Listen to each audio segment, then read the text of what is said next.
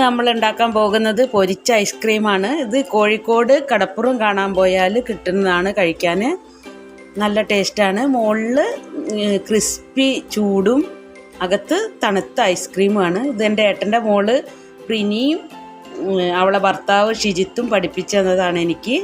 Ice cream ഉണ്ടാക്കുന്നതിന് വേണ്ടി നിങ്ങൾക്ക് ഇഷ്ടമുള്ള ഐസ്ക്രീം വാങ്ങിയിട്ട് പ്ലാസ്റ്റിക്കിൻ്റെ കവറിൽ ഇതുപോലെ വെക്കുക. ഞാൻ 2 സ്പൂണിനാണ് വെക്കുന്നത്. സ്കൂപ്പാണെങ്കിൽ ഇങ്ങനെ വെക്കേണ്ട ആവശ്യമില്ല, തനിയെ ബോൾ പോലെ വരും. ഇത് സ്പൂൺ കൊണ്ട് വെക്കുന്ന കാരണമാണ് ബോൾ പോലെ. കൈ കൊണ്ട് ഉരുട്ടി കഴിഞ്ഞാൽ കയ്യിന് ഭയങ്കര തണുപ്പായിരിക്കും, അതുകൊണ്ട് തണുപ്പ് കൊണ്ട് ഉരുട്ടാൻ പറ്റില്ല. അപ്പോൾ പ്ലാസ്റ്റിക്കിൽ വെച്ചിട്ടാവുമ്പോൾ ബോൾ പോലെ ചെയ്യാൻ എളുപ്പമാണ്. പ്ലാസ്റ്റിക് ഇങ്ങനെ 4 സൈഡിൽ നിന്നും കൂടി ഇങ്ങനെ പിടിച്ചും കണ്ട് വേണ്ട ബോൾ പോലെ നല്ല എളുപ്പമായിട്ട് ഇതുപോലെ ബോൾ ഷേപ്പിൽ ഉണ്ടാക്കിയിട്ട് അത് 5 മണിക്കൂറിന് ഫ്രീസറിൽ വെക്കണം. നല്ല കല്ല് പോലെ ആയിരിക്കണം ഐസ്ക്രീം. 5 മണിക്കൂർ കഴിഞ്ഞ് ഇനി 2 സ്പൂൺ മൈദ 2 സ്പൂൺ കോൺഫ്ലവറും കൂടി വെള്ളം ഒഴിച്ചിട്ട് കനം കുറഞ്ഞ ബാറ്റർ ഉണ്ടാക്കണം. അധികം കട്ടിയിൽ വേണ്ട. ഇതാ ഈ പരുവത്തിലായിരിക്കണം. ഈ പരുവത്തിൽ ഉള്ള ബാറ്റർ ഉണ്ടാക്കണം. ഇനി കോൺഫ്ലക്സ് അത് തരിതരിങ്ങനെ പൊടിക്കണം. അധികം നന്നായി പൊടിക്കേണ്ട, ഒന്ന് ക്രഷ് ചെയ്തെടുത്താൽ മതി ഇതുപോലെ. എന്നിട്ട് ഐസ്ക്രീം എടുത്തിട്ട് ഫ്രീസറിൽ നിന്ന് ഐസ്ക്രീം എടുക്കുക. കണ്ടില്ലേ, കല്ല് പോലെ ആയിരിക്കുക, നല്ല ഉറപ്പിൽ ഇരിക്കുന്നുണ്ട് ഐസ്ക്രീം. അതിൽ നിന്ന് എടുത്തിട്ട് ഇന്ന് വീട്ടിലെല്ലാവരും ചെയ്ത് നോക്കുക, നല്ലതാണ് കഴിക്കാൻ. ഇനി ഇതിനെ ഒന്ന് ഷേപ്പാക്കുക, ഒന്നും കൂടി ബോൾ പോലെയൊക്കെ ആക്കുക.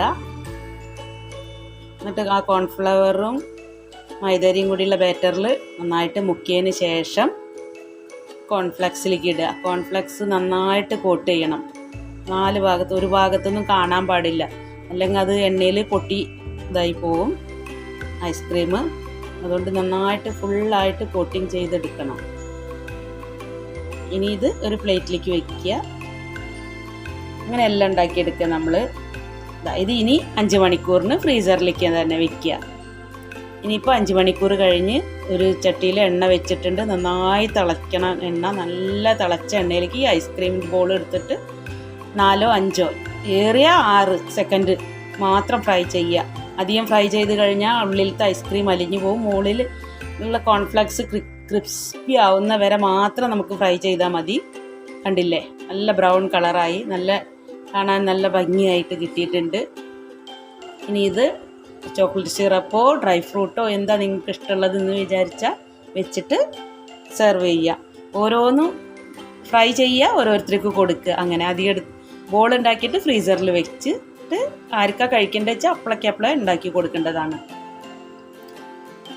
ഒരു പ്രാവശ്യം ഉണ്ടാക്കി കൊടുത്ത് നോക്കിയിട്ട് എല്ലാവരും കമൻ്റ് അറിയിക്കുക നന്നായിട്ടുണ്ടോയെന്ന്. എൻ്റെ ചാനൽ സബ്സ്ക്രൈബ് ചെയ്യാത്തവർ സബ്സ്ക്രൈബ് ചെയ്യുക, ലൈക്ക് ഓർ ഷെയർ ചെയ്യാനും മറക്കരുത്. Thank you.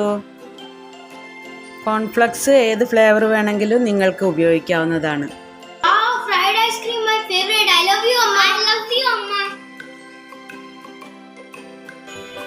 Like, share and subscribe and hit the bell icon to know when my grandma is online.